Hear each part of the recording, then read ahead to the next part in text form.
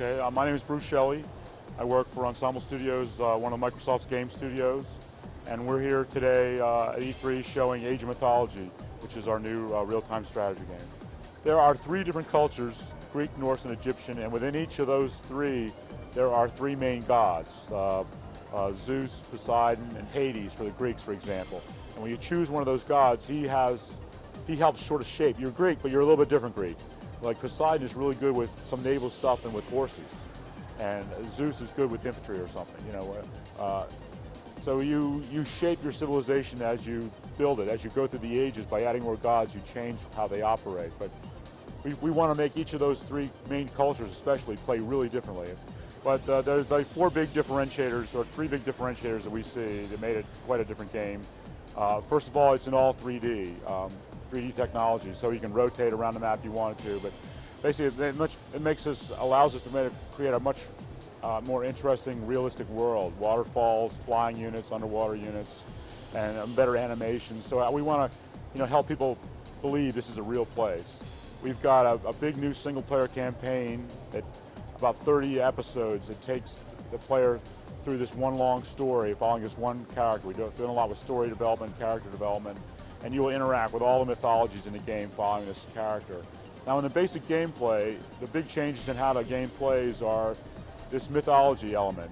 You have a pretty much standard, a very similar RTS with lots of units, and like it's ancient times. You have horsemen, archers, infantry fighting against each other. We have a new resource called favor. You do things as a civilization to create favor, make your gods happier. And you spend favor on different kinds of improvements and only the gods will give you better armor or something like that. Or you can spend your favor on mythological units.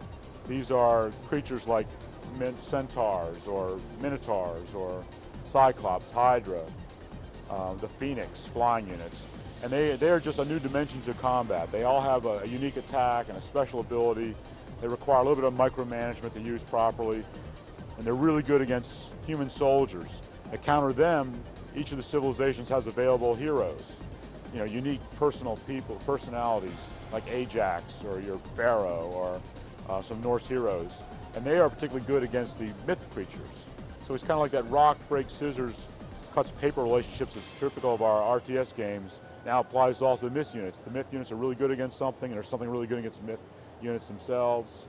And another element of mythology is god powers. Each god gives you a god power, something special that he can do.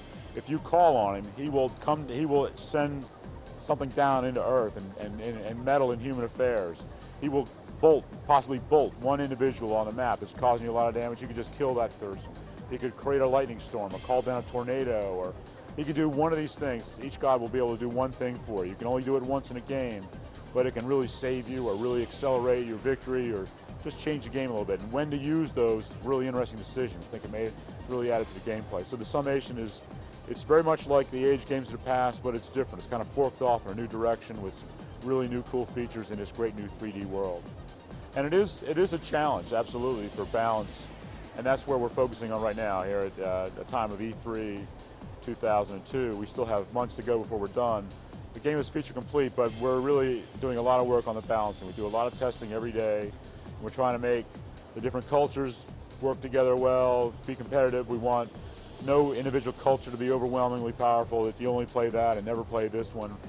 We want to create an even better AI. So we have AIs, we see AI in three general parts. There's pathing of units, how the units find their way around the map. And that's especially difficult for us because we create randomly generated maps.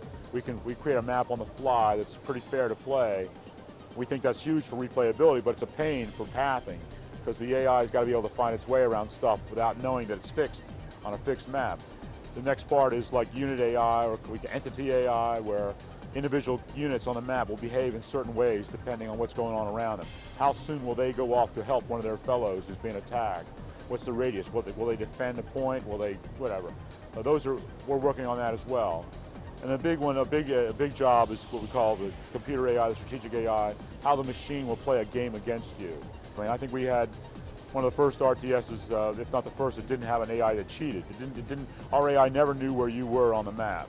The strategic AI, the computer player AI, he had to search the map just like you did. If you turned off the hidden maps and watch the AI play. He's crisscrossing the map just like you are, trying to find where you are, trying to find where the resources are.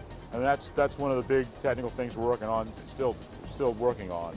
And you know, we feel confident we'll have a great AI, but you know, it's still being worked on, probably worked on near the end, because we can always make that a little bit better.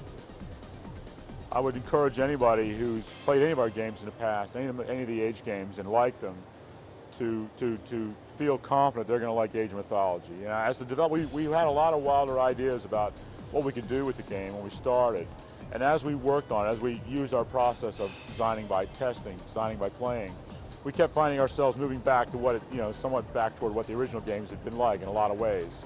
But there still is this overwhelming thing about Mythology that changes the game completely. And the testing we're doing now, both in-house and out-house with some of the world's best Age players, you know, the feedback we're getting is that this game is really a great refresh.